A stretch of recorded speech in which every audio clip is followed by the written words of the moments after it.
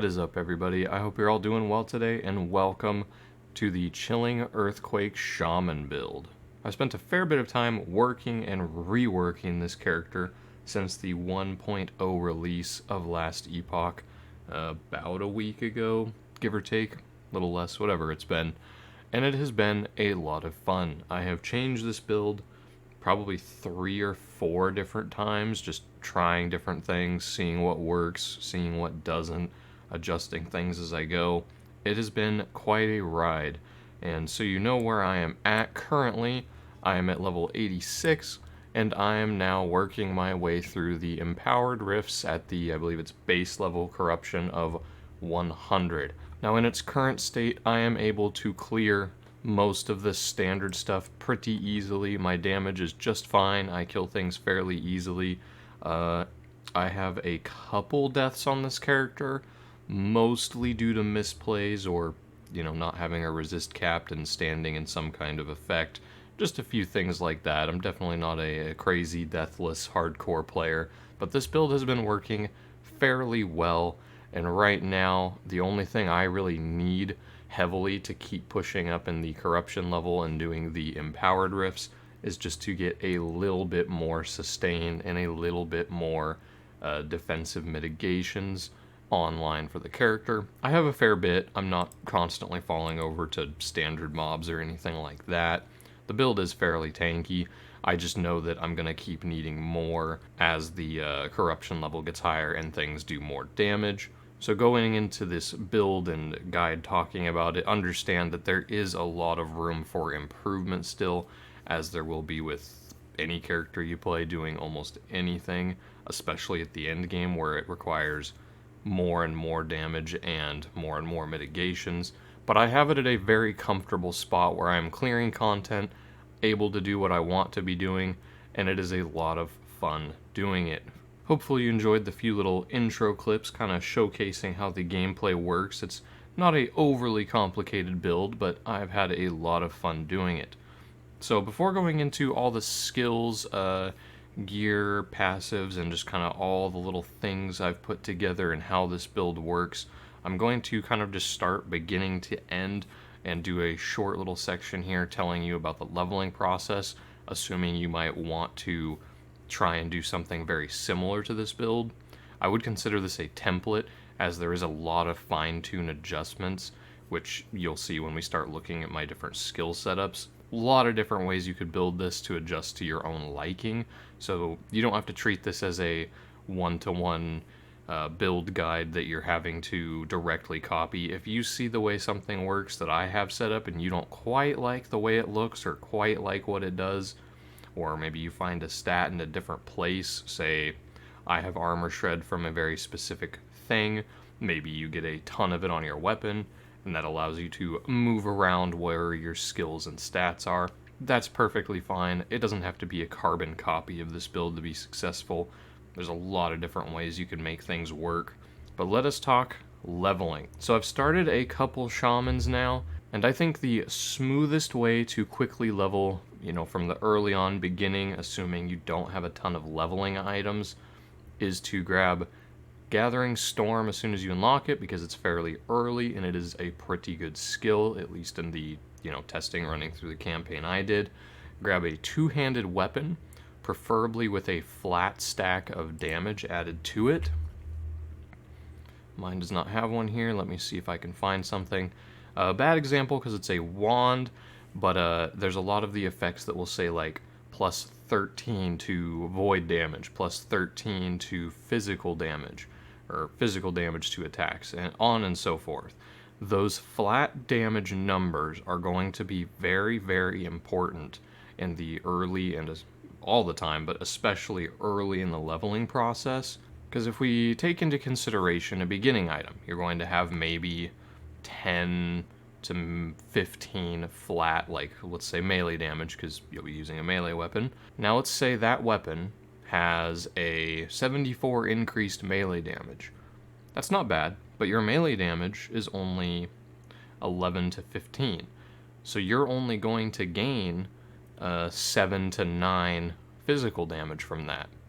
Now let's say you get a modifier that says 13 or 14 to cold damage, just raw cold damage. In the same number writing that says plus 13 spell necrotic damage, it would be like that, but for melee, random element, or physical, those flat numbers are going to add more because the percentage increases will be increasing off a very low base number because of being very early items without a lot of modifiers. Those flat damages will give you a lot more, even if it's not an element you're trying to use at all. So keep an eye out for two-handed weapon, flat damage, and then upgrade from there. Use the crafting as you break down items and get affixes and stuff. Use increased along with flat damage to build very solid damage output, along with using Gathering Storm for a very easy early game. One thing that is nice in Last Epoch is the early leveling progress is not particularly difficult in the story mode. The difficulty really doesn't ramp up until late in the story, or fairly late in the story, and even then it's not too bad if you're skillfully putting a build together. It takes quite a bit of work to just completely get roadblocked in the story, at least to a point you can't just swap a little bit of gear around and have it figured out. So don't stress the leveling process too much is all I'm really trying to say here. But now that we got the little bit of leveling talk out of the way, let us go into the actual skills I'm using first. So first and foremost, we have my Upheaval. Now here's one of the main skills that you can really adjust to your own liking. I will explain to you how I have it set up for the sake of what you saw me playing it as, and then I'll also tell you where I had it before. So before changing things up a little bit, it's not a whole lot different, but I was filling out the critical multiplier because at late game I do have maxed critical chance, or not maxed, but 100% chance. So I do crit every single time unless there's a little monolith modifier that gives them a chance to avoid crits. Other than that, I crit 100% of the time, or like 98, something like that. It's basically 100%. I rolled max crit multiplier. I took the excavating blow so that it was a much wider reach, and it does look and feel very, very nice using the excavating blow for the extra fault lines. So instead of shooting in a single pattern, it would also shoot out to the sides and creating a much larger cone effect. The skill looks and feels good. The problem is it adds a plus 16 to mana cost. I did, which brought the total skill to 20 mana a cast, which isn't horrible, but I did have a lot of mana issues doing this, especially combined with other skills, and Upheaval just wasn't quite doing the damage I was hoping for, on top of also taking the 4 full points into the physical and cold pen, which would then give you an 80% because it's doubled while using a two-hander. Definitely want to use two-handers in this build. It just wasn't quite the damage I was hoping for, at least not for the mana cost. So I ended up changing it to be more of a debuff and a setup kind of move, along with some other buffs built in, because it's a fairly versatile skill. So as it stands, we have some damage nodes, 3 in Unstoppable Strength. For note, I do have a +2 to Upheaval. Definitely a stat you'll want to get, but we'll talk about that when we loosely go over gear. Then I take all 3 points in the mana cost reduction and armor shred chance. I take the 2 required points in Maiming Rubble for the bleed and slow chance, which again gets doubled with a two-hander. Then I change the base damage to cold because I really wanted to build a cold archetype. We don't take any of these others here. I did have the frozen collision put in when I had it based as a damage dealing skill. It was decent, but again I ended up changing it up. So we take the cold conversion.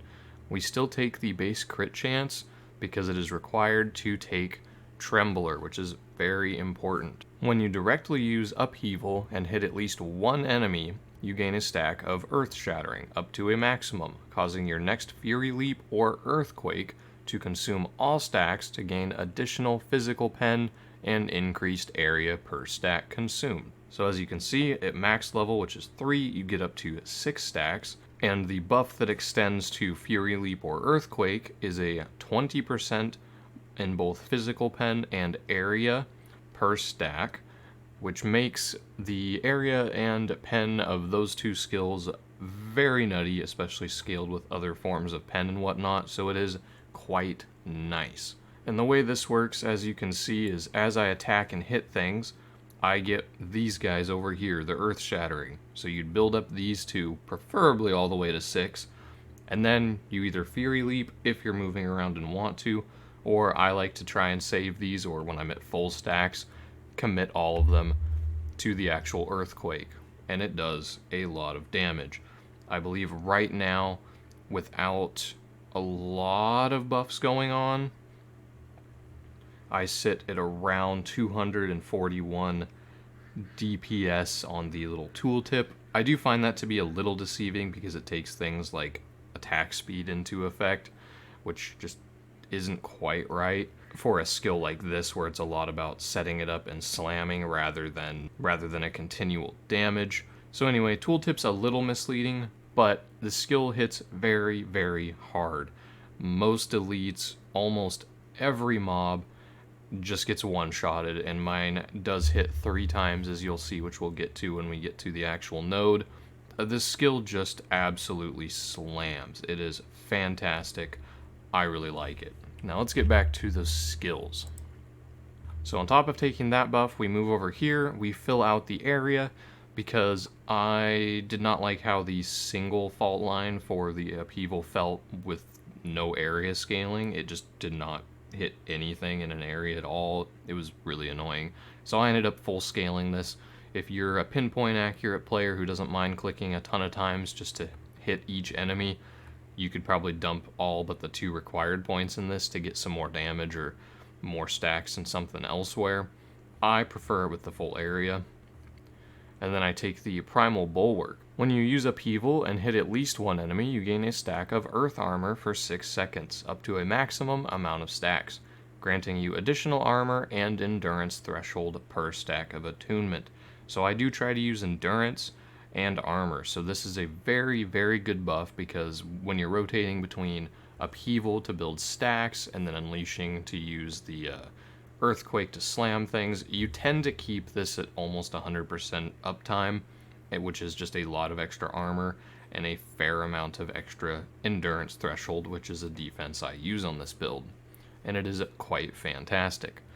And then in the last slot, with the 1 extra point I had, I took a 10% or 1 point in the Glacial Crash, which just gives me 20% extra cold and fizz pen, which isn't bad. Helps it keep a little bit of damage online without being entirely just a debuff skill. As you saw in the video, it can kill some smaller like gray mobs. Nothing crazy, but at least it's enough that it's not useless. And then in the movement skill, I'm using Fury Leap. So there's really not a lot I have going on here that's particularly important, and I'll probably end up moving some things around in here a little bit. In fact, I already see something I might do. But anyways, the way I've got it is 1 point in area and mana cost, just because I wanted to cost a little less mana. Could probably take more in it, whatever. I take the damage and cooldown reduction, maxed all 4 points, because I want it cooling down as fast as possible. And then I've got some extra points over here, 3 out of the 5 in the Ambush Predator. Fury Leap hits deal more damage against enemies at full health. This just gets you a nice little like mob clear when you jump into a new area or jump onto a new pack you haven't attacked yet. So sometimes you won't even have to expend other mana because you'll just jump on them and this will immediately kill all of them. It's not bad.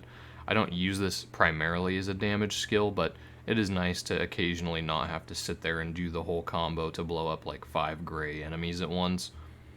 Then down here we take the 2 required points in Crushing Impact. And then down here we take 2 points in the Regain Stamina. You have a chance to reset Fury Leap's cooldown whenever you kill an enemy with any other skill.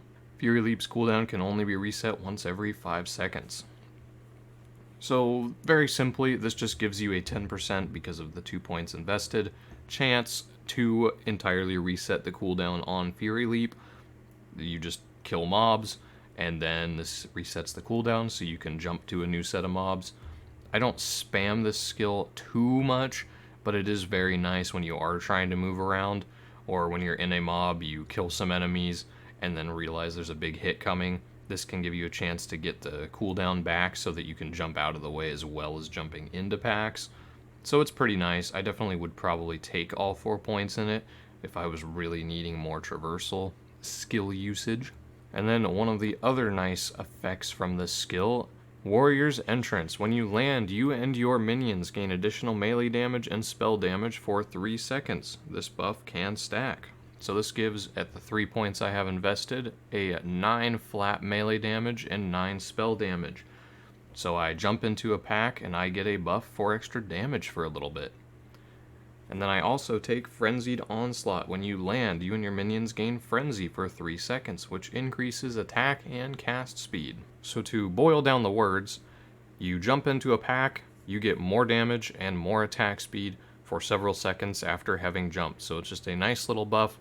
Sometimes when I'm fighting like a main boss, something with a ton of HP, I'll, while doing a combo, just kind of jump into them to get the buff for a little bit before setting up with the Earthquake, and just to get a little extra damage across the board. Then we come up here and take 1 point in Windhammer, just for the required.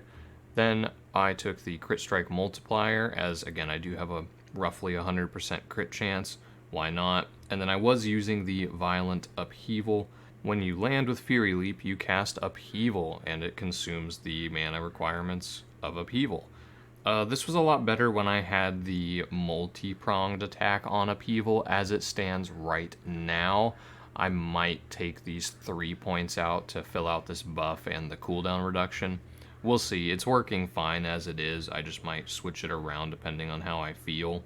But this skill doesn't have a very hard requirement as far as being a key component of the build, so you can basically set Fury Leap up however you like. And maybe you hate movement skills and don't want to use it anyways, that's fine too. I need and love a movement skill. But let's move to the next one. So we have Warcry. Now this is a very important part of the build. Warcry itself, unleash a mighty roar that knocks back enemies and stuns them for 1.5 seconds. Rares and bosses are stunned for half as long. So we will take this in 2 different chunks. Initially we come up here, I take 3 points to increase the area of effect, which is fantastic. We come over here, we convert it to cold. Physical to cold damage, bleed to frostbite, stun to freeze. And then we take the Frost Claw. You and allies affected by Warcry deal increased cold damage for 4 seconds. Now at max stacks of 5, this is a 250% increased damage modifier, which is pretty hefty, especially when you combine it with all the other damages going on. So you definitely want to be casting this and getting that massive damage boost. And then we come up here, we take the max knockback distance at 4 points. We take the Apprehend. Warcry now pulls enemies instead of knocking them back. Considering we're doing a big ground slam at our feet, this is nice. It doesn't just pull everything from all the way across the screen all right at your feet. It's not Diablo 3.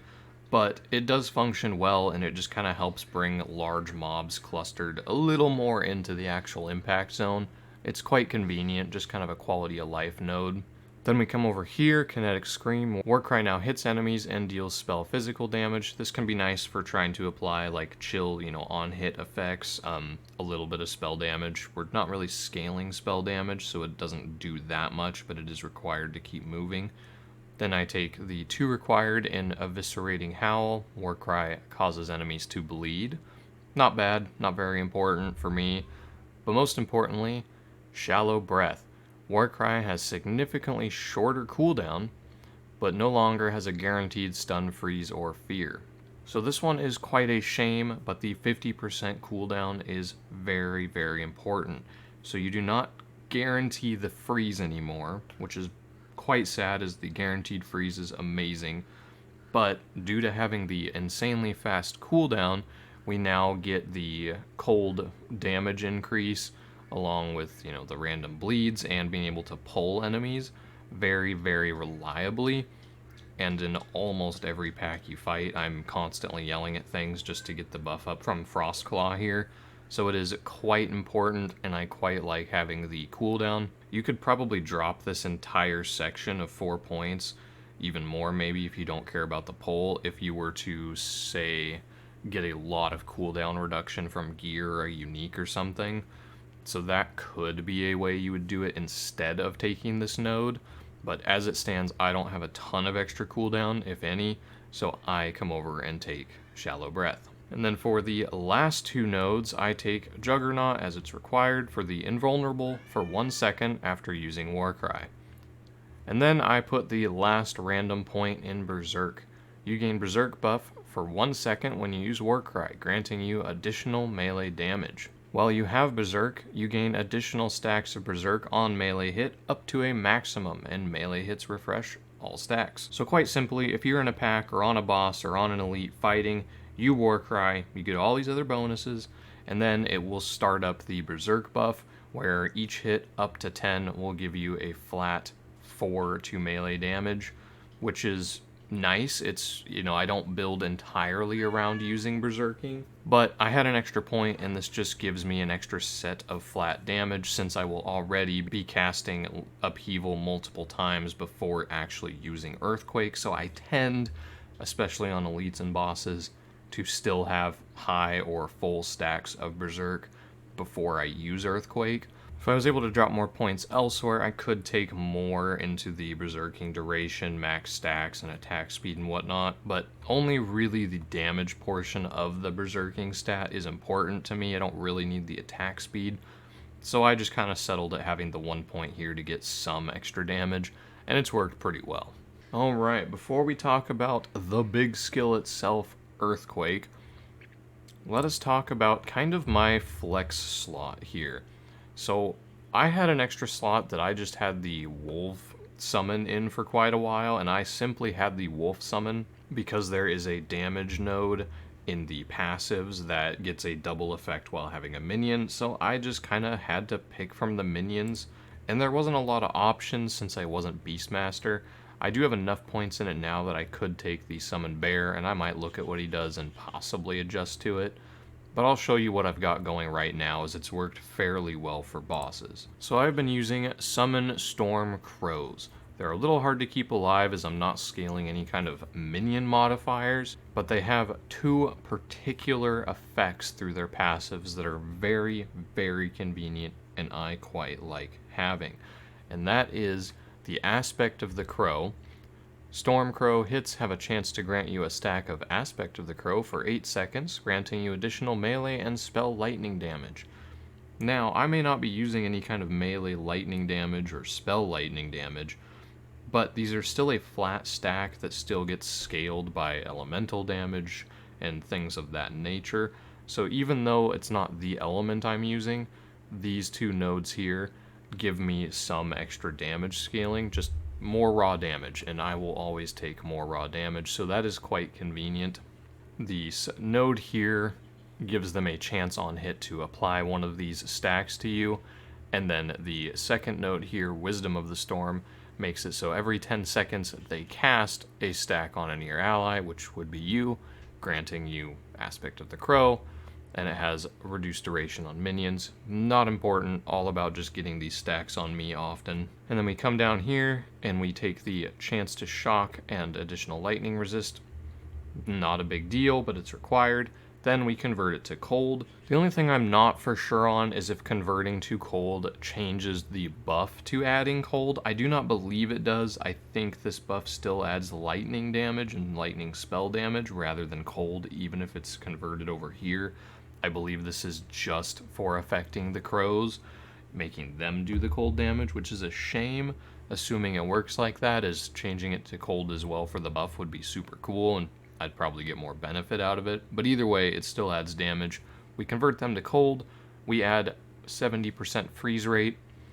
They don't freeze a lot, but getting a little extra CC now and again stacked in can be nice. Then we take 3 points to the cast speed and movement speed, or Avis, however you say that. Then we take 4 points into nimbleness. Stormcrows have additional dodge chance and increased dodge chance. They still die a lot. This helps them not die as much, In fact, I probably should take a point somewhere and add it in here just to make them stay alive a little more often. But most importantly of all, we have Shredding Beaks. Stormcrow hits have a chance to shred enemy armor. And then down here, Feathered Storm. Stormcrow hits have a chance to shred enemy armor per point of strength. And armor shred they apply has increased effectiveness per point of strength.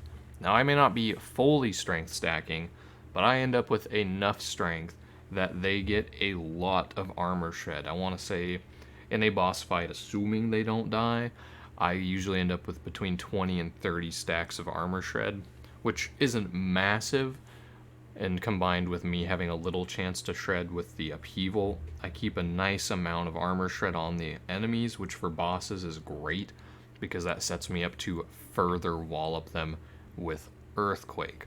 So that is why I'm using the Stormcrows. Like I said, you could look and decide maybe one of the other minions are better for you, but as it stands at the moment, these guys have been helpful for me mostly in fighting bosses that don't have a lot of mob density, so I can keep them up a little bit longer to actually apply all those stacks, but it adds quite a bit of damage getting all the armor shred effect, and it is quite nice. Alright, we have finally made it to the final skill, which is Earthquake, and as you can see, it was absolutely clobbering, and it is a very cool skill. I have tried this being set up in multiple different ways. I will not bore you with all of the different ways it was set up, but its current iteration, I think, is my favorite so far. Alright, so first, we start by going into the Rupture. Initial hit damage, we have 4 out of 5 stacks. Then we move up here to the initial hit damage, Concussion. 2 points in there. Then we take 1 point into Outbreak. Earthquake and its aftershocks have larger area of effect. Not terribly important, but it is required for the very important next node. Then down here we take Shatterquake. Earthquake and its aftershocks deal more damage to chilled or frozen enemies. Freezing is important there. At 5 stacks, it is 150% more damage, so this is times and a halving my damage, which I think I mentioned in the video before when I was still concept and building through this character. This is still very important. I also was kind of misreading it early on, mostly because I didn't look heavily at it. I kind of just assumed they had to actually be frozen, but that is not the case. You get this bonus if they are simply chilled. So all you need is a decent chance to chill, and if they even have 1 stack on them, this damage buff applies, and this makes it hit hard. That is a massive damage scaler, and you 100% want all 5 in this. And this is most of the reason I'm building into cold as it is. So after that, we will move back over to the right side of the tree here.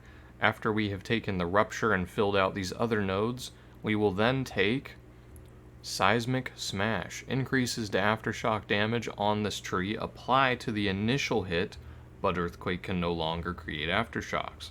So when you just take this point, Earthquake would normally slam and then have these little aftershocks afterwards. We lose those, but any damage bonus to that will now be applied to the actual on hit. After that, we then take Seismic Tide.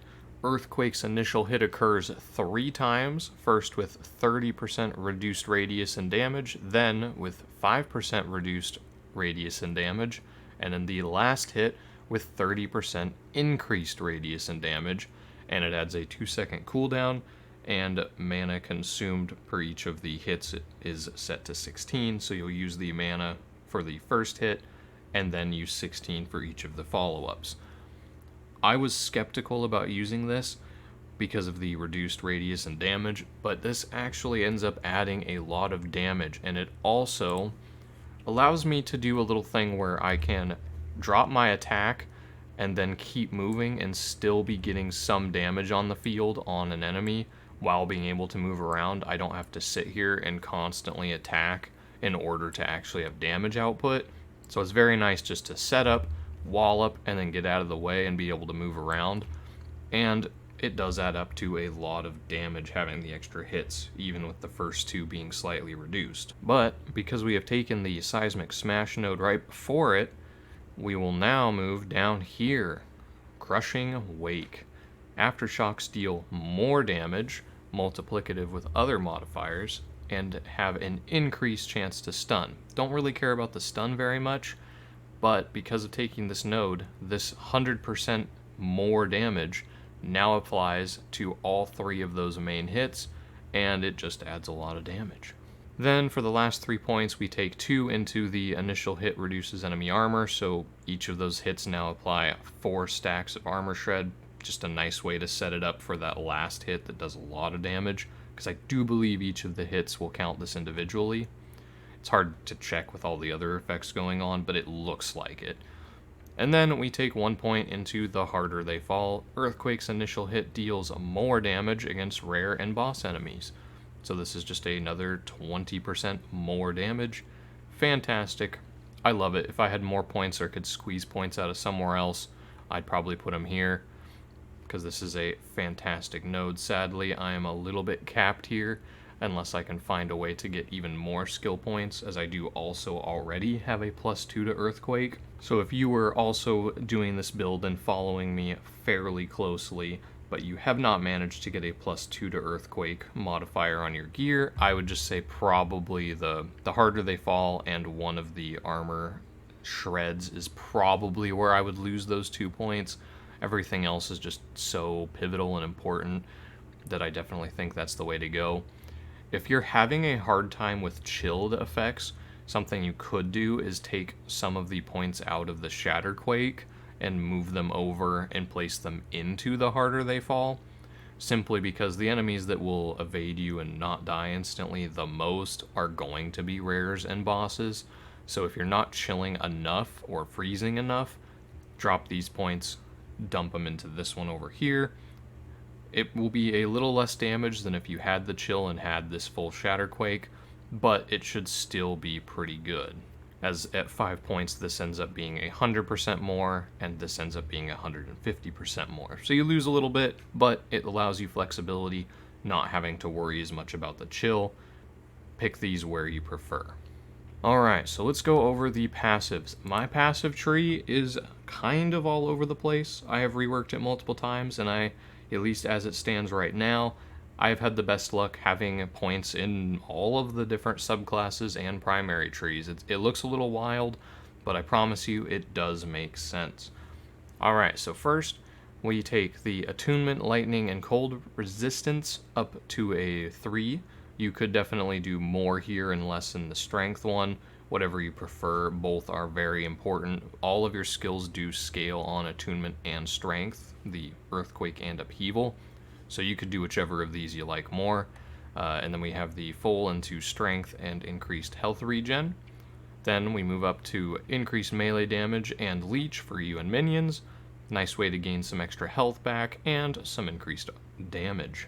Then we 8 stack into Tempest Bond. You deal increased physical, cold, and lightning damage. They're doubled while you have an active minion. So this single node right here is the entire reason I have a minion, as this stacks up to a 32% for both Fizz and Cold, which I am using both. While you have a minion, it would be 64%, which is quite a nice damage increase. So that is why I have this one stacked, and why I tried to fit in a minion that worked with the build.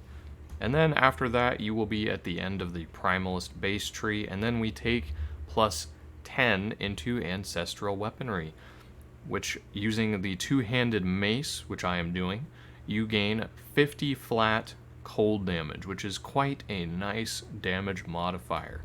I tried taking these 10 points out and allocating them into the different trees, anything with damage percents and all that fun stuff, and I was losing about 10k DPS compared to simply having the 10 points in here for the flat damage. So this is definitely a very important node for this build. Then moving into the actual subclass I chose, the Shaman. We take an 8 stack into the Attunement and Pen, because Pen is a very good damage modifier and you want as much as you can.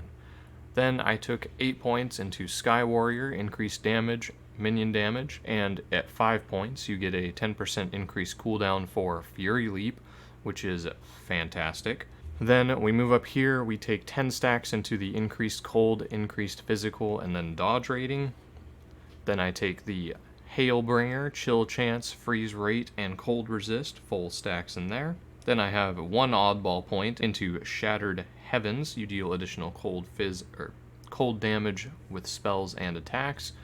This isn't huge, 2 points at a time isn't a lot, but this is where I'm just kind of dumping points right now, trying to slowly increase my damage in the late game. And then down here, Elemental Shrines. This one is fairly important. Up to 5 points of attunement. At 5 points invested, you get 5 points of attunement, and when you hit the 5-point threshold, you gain the effect increased mana regen per 3 attunement, and it's 2%. Now this isn't massive, but we do stack quite a bit of attunement on this build, and this right here not fixes, but assists a lot of our mana issues, and I could honestly probably drop some strength and stack it more into attunement just for a little extra mana regen. Where I have it right now, I can maintain enough mana in almost all fights except for the arenas where it's a constant swarm of enemies.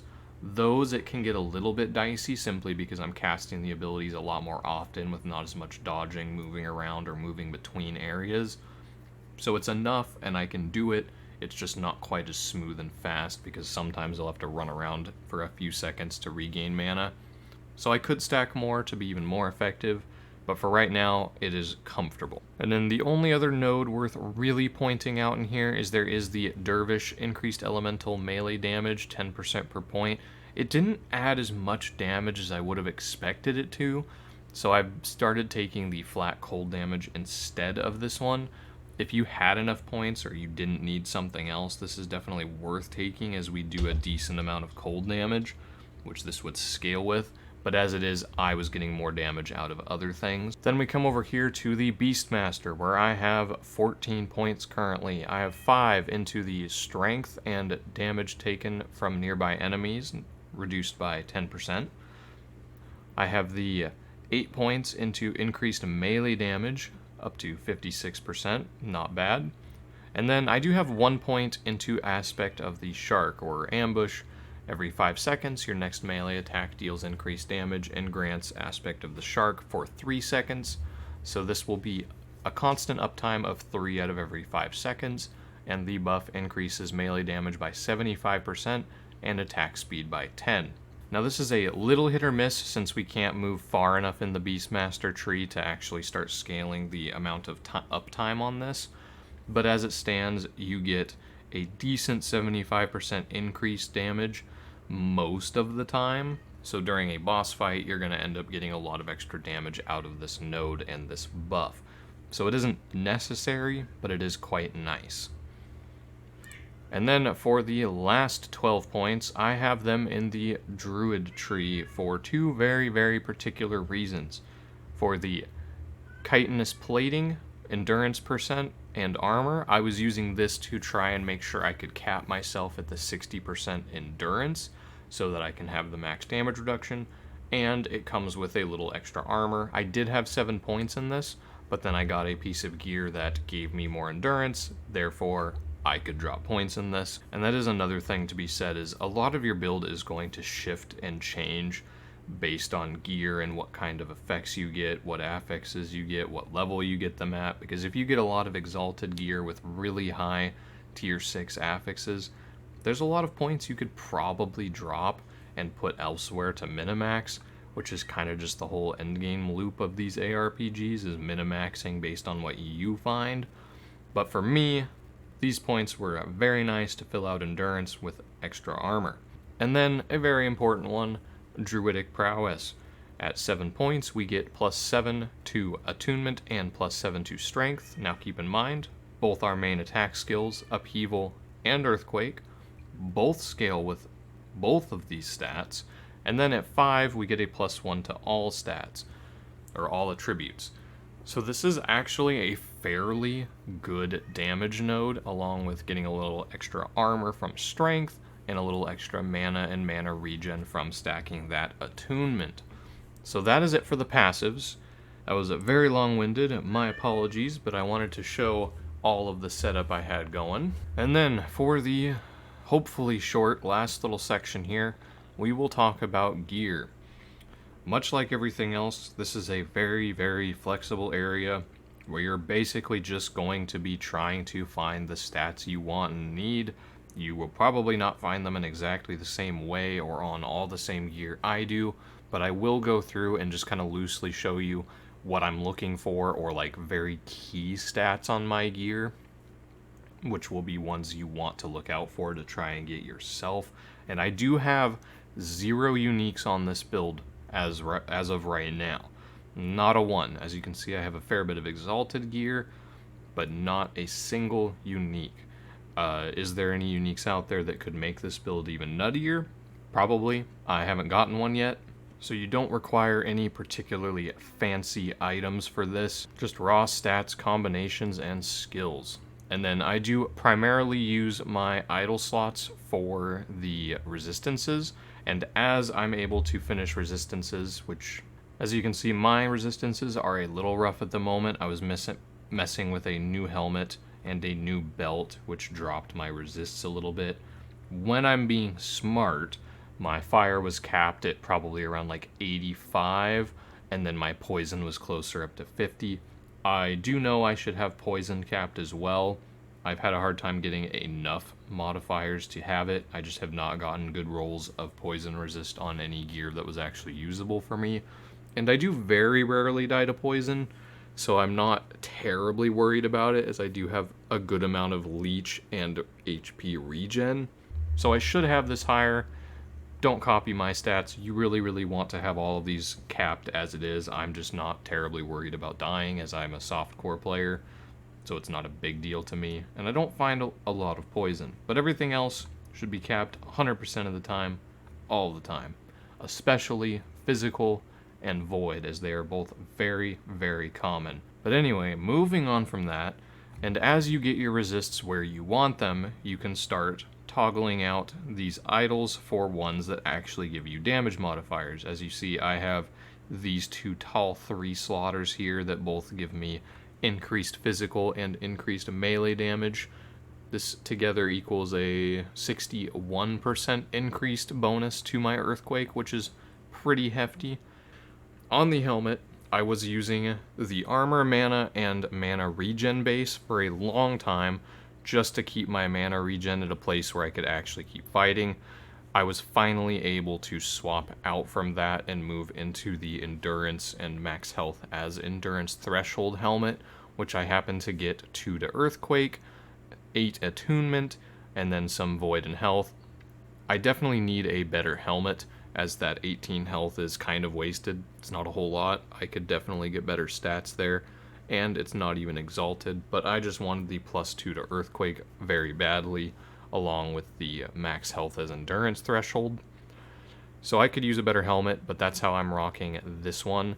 You definitely want to try and find that +2 to earthquake, as it adds a lot of damage in itself. I actually have a pretty good chest, which is the armor, move speed, and health regen base, the 11 attunement, +2 to upheaval, along with increased melee damage, 24%, the exalted tier 6 affix, gives me 24% increased health, and then I have an 82% increased health regen on this as well, which is quite nice. And then rings are endurance, element or cold damage, attunement, and then crit chance. That is something I forgot to mention during the leveling, is do not worry whatsoever about crit chance early on. I did not start actually setting up crit on my build until probably around level 55 to 60-ish. Then I started building into crit. And there is one thing when we get to the weapon I'll talk about that will be basically the determining factor on whether you build for crit or not. And then belt is mana regen, a wasted stat in the void damage, but then it has the endurance threshold, armor, reduced damage taken from critical strikes, then some endurance. I could definitely use a better belt, but the 41 increased mana regen here on this belt was able to let me swap helmets and take the +2 to earthquake. So it isn't an optimal belt, but it gives me some of what I need. Other ring is just more attunement, crit strike chance, endurance threshold, Amulet is a Fizz and Necrotic resistance, as I was having trouble capping resists early, and this this amulet happened to be pretty good. Got a 26 to crit strike multiplier, a 56 crit strike chance, some void resist, and then a 23 to Ellie reses, which is quite nice. And then on the gloves, I have a 19 increased area for area skills. Not particularly important, but it is kind of convenient just to get more area. And then I got the tier 6 Exalted Affix for increased crit strike chance, and then more void resist, and then 71 endurance threshold on a armor and void resist base. As you can see, I do have way too much void resist, so if I got a similar pair of gauntlets without the void, I'd probably swap that out, or possibly if I got a better amulet, swap that out, as I don't need that 19 void resistance, as I am way overcapped there. But either way, a lot of little adjustments to make. Boots are a armor, movement speed, and reduced damage taken from critical strikes, along with 11 vitality, tier 6 affix, 17 increased move speed, 26 physical, and 14 to all elemental resistances. And then my very poor relic is just some regen, crit chance, some mana regen, a lot of cold I don't need, or cold resist I should say, and then some physical resistance. And then the final most important piece, which will guarantee whether or not you're playing crit, at least the way I see it, is a weapon with a flat increase to the melee crit chance. So this base item has plus 10, which I think ranges from 6 to 10 melee critical strike chance. So what this does, or what that stat does, is increases the base crit chance, which is only 5. Now that allows all of the increased critical strike chance to make a lot bigger impact, because 56% of 5 is a lot less than 56% of 15. And I managed to also get a plus 9 max or tier 5 roll on the melee crit strike chance affix as well. So this base item alone gives me a flat 19% crit strike chance. This right here basically enabled me to run crit, and it is very, very nice. And then I also got a lot of attack speed, 44% on this weapon. Not as necessary. I do like the attack speed for building up the stacks on the upheaval quickly, but it's not necessary. And then I also rolled a 22% physical penetration, which is amazing, and also just adds a lot of damage to that earthquake. And then this also gives me a 48% reduced bonus damage taken from critical strikes. So I do actually have, between the boots, the weapon, and then I think there's something else somewhere. Maybe it was just those two.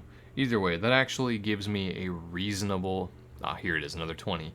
So that actually gives me quite a bit of reduced damage taken from critical strikes, which is very nice, because critical strikes are one of those things that you will hear it happen, and then you'll just fall over. So it is quite nice reducing that damage. So the main stats you're going to want to look for as far as damage dealing are going to be, later in the game, your flat crit chance increases, your pens, and then your increased melee damage, as the melee damage, I believe, would just be scaling your damage across the board, whether it's the cold or physical. So I wouldn't call it double dipping, but it's not going to be exclusively like cold, where it would only scale the cold portion of a hit because of, flat cold damage added and yada yada. But it will not also only scale the physical. So I think the increased melee damage is definitely the most important base increased stat. Obviously flat stats are going to be very strong as well. I don't have any, mostly because of having the crit chance and pen. Maybe at some point I'll get really lucky and find a better weapon than this that also has flat damage, or maybe a legendary potential unique that I can slam this thing onto. We will just have to see. But either way, increased melee damage, flat added melee, physical, or cold damage, and then increased physical and cold damage are going to be the most important damage stats, along with crit strike chance and crit strike multiplier. That's kind of what you're looking for Little attack speed is fine, but not necessary. And then for defenses, moving past the fact that you need to get your resistances as high as you possibly can, the main things I've been looking for are the endurance threshold, endurance percent, which is how I've built a lot of my tankiness, and then after that, I'm looking for the plus to skills, and then a lot of raw attunement and strength. And then lower than that, but still on the board, would be increases to health and increases to regen or leech, depending on what you find more of. But that has been very long-winded explaining and looking at all the little things. Thank you guys so much for watching. I hope you enjoyed the build. If you're playing something similar, or if you have an idea for this build or for your own, definitely let me know down in the comments. There's probably 100 different ways I could be setting up this, or maybe a unique that I'm not aware of that would just absolutely skyrocket this build. I've watched zero content for this game, so I'm just kind of learning, playing, and discovering as I go, and it's been a great time. So again, thank you so much for watching my first full build. I hope you all have a wonderful rest of your day, and until next time, bye.